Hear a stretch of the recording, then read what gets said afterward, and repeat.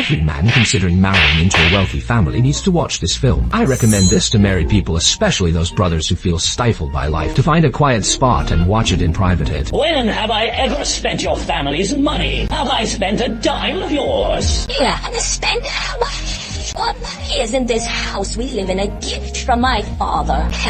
Here, that you smoke, the wine you drink, and they all come from my dad. Even the gifts you use for networking, didn't my father provide those? Is there anything you have that didn't come from us? Any of it? Did I ask for it? When did I ever ask your father for a handout? This isn't a story about romance. It strips away the facade of marriage, money, and human nature, exposing the harsh realities we are most reluctant to face. The protagonist Yang Hua is a classic Phoenix man born in the countryside. He fought his way into the city and married into a wealthy family. Sounds like an inspirational tale, but reality is far crueler than fiction. When the rose-tinted glasses are shattered by the grind of daily life, and the friction caused by their class disparity finally explodes. When a decent man is pushed to the edge, how far will he go? His final act is so depraved that it will leave you chilled to the bone. From now on, I will dedicate my life to deconstructing films for you, until there are no more stories left to tell. Without further ado, let's enter Yang Hua's world. The parched, agonizing city of Wuhai was once the pride of his small town, a golden phoenix carrying his family's hopes. Driven by an iron will, he broke free from the shackles of his humble upbringing, carved out a life in the city, and met the light of his life. Meow, meow. The scene flashes back to their honeymoon phase. Beneath the glow of a Ferris wheel, they saw only each other and a radiant future, firmly believing that love could conquer all. I love you. I love you. But the essence of marriage is never just about idyllic romance. It is a harsh collision between the values of two different families. The stark class divide between Yang Hua and Miao Miao is like a silent third party lurking between them from the very beginning. Deep down, the wealthy father-in-law never truly accepted his son-in-law. To ensure their daughter lived comfortably, the in-laws provided the apartment and the car.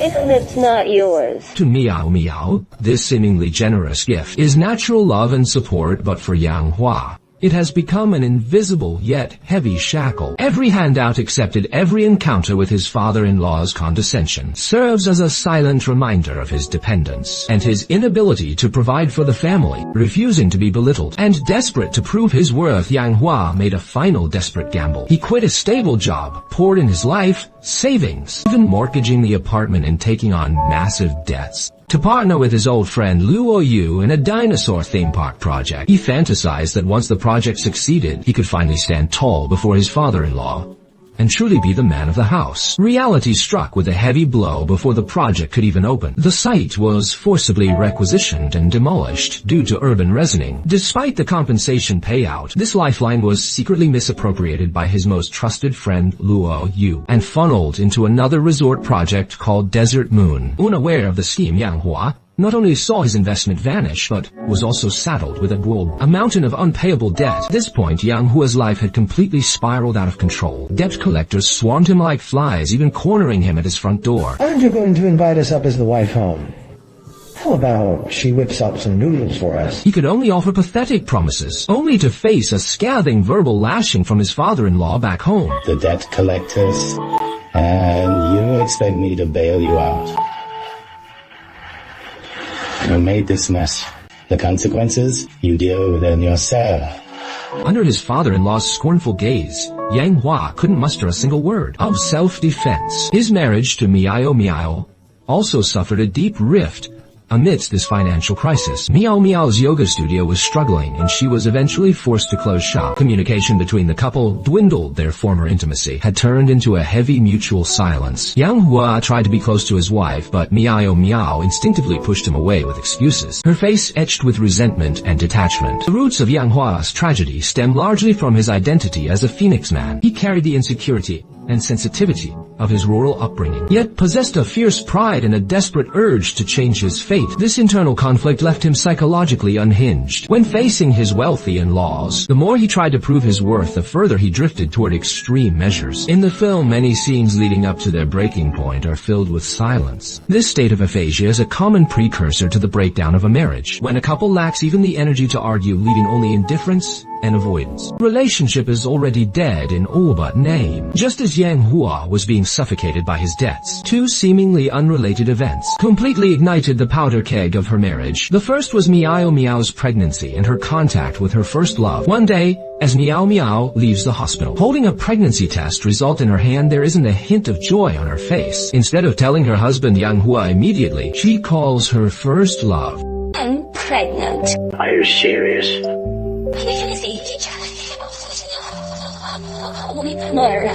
She wanted to put an end to this lingering entanglement, unaware that every word of this conversation was being recorded by the cause dashcam, becoming a ticking time bomb buried within the marriage. The second event is Yang Hua's ordeal with debt collection. Manipulated by Luo Yu and desperate for cash, Yang Hua takes on the job of collecting an online P2P loan for him. The debtor is a young female college student. She borrowed 50 yuan for a phone which spiraled due to compound interest into a massive unpayable debt. Cornered by Yang Hua's collection attempt, the girl is desperate and makes the most blunt and tragic proposition. Please don't call my parents. I'll do anything you want, really.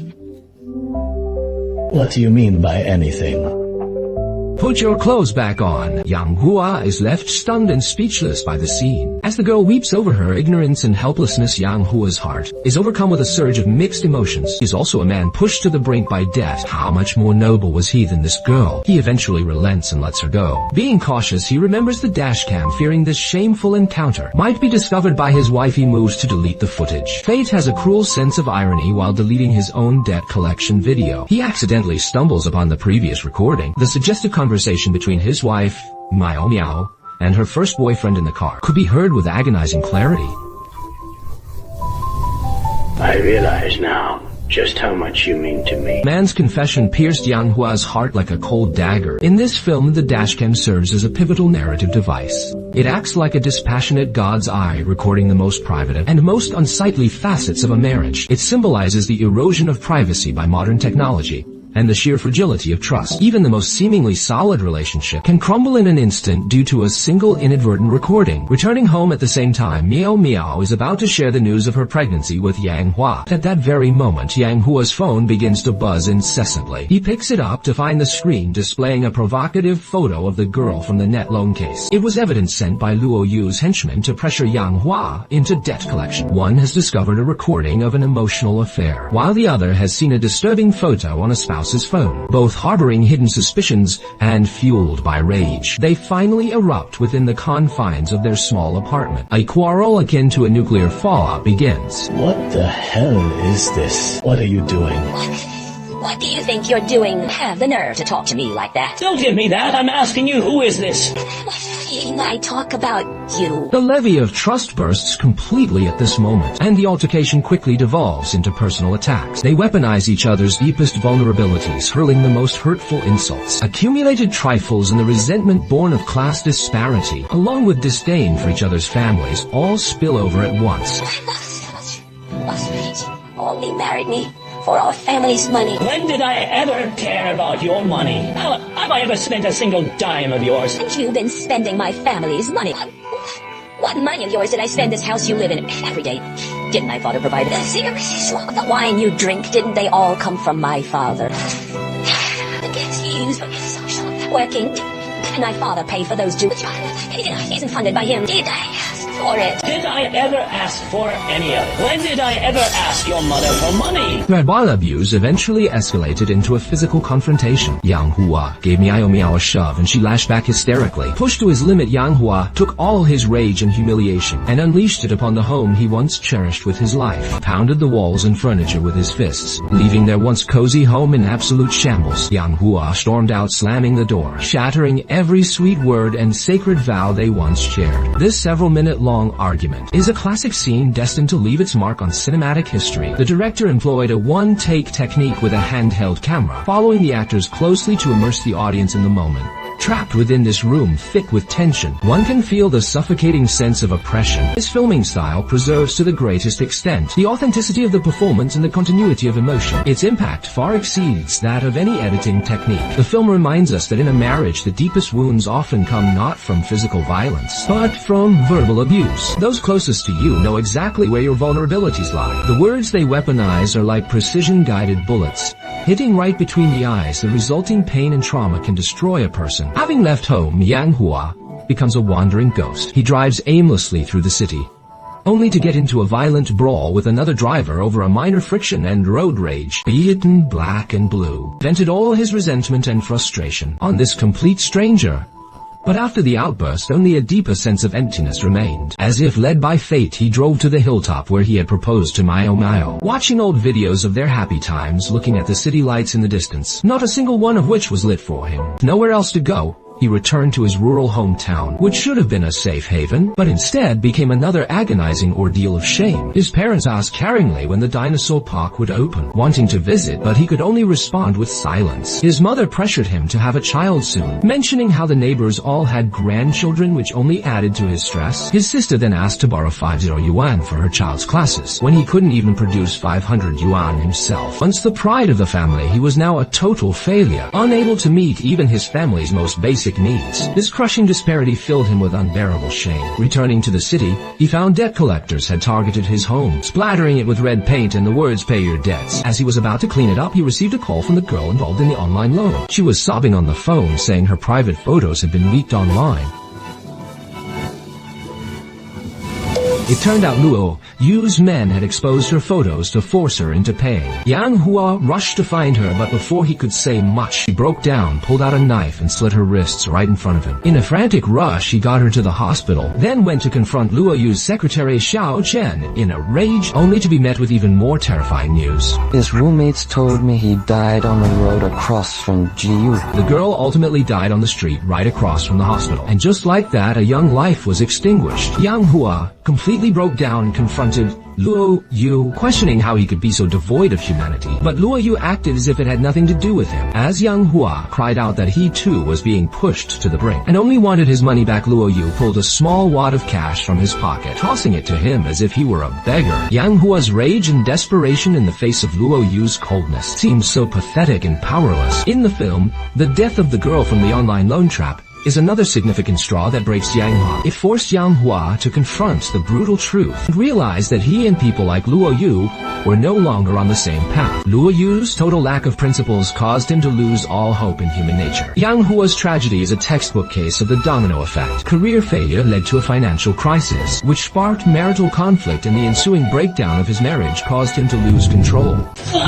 When one part of life falters, it can trigger a chain reaction, leading to the collapse of everything. Pushed to the brink, Yang Hua felt a mad urge ignite within him to destroy everything. He called Luo Yu one more time. You have to give me my money today. Fine, fine.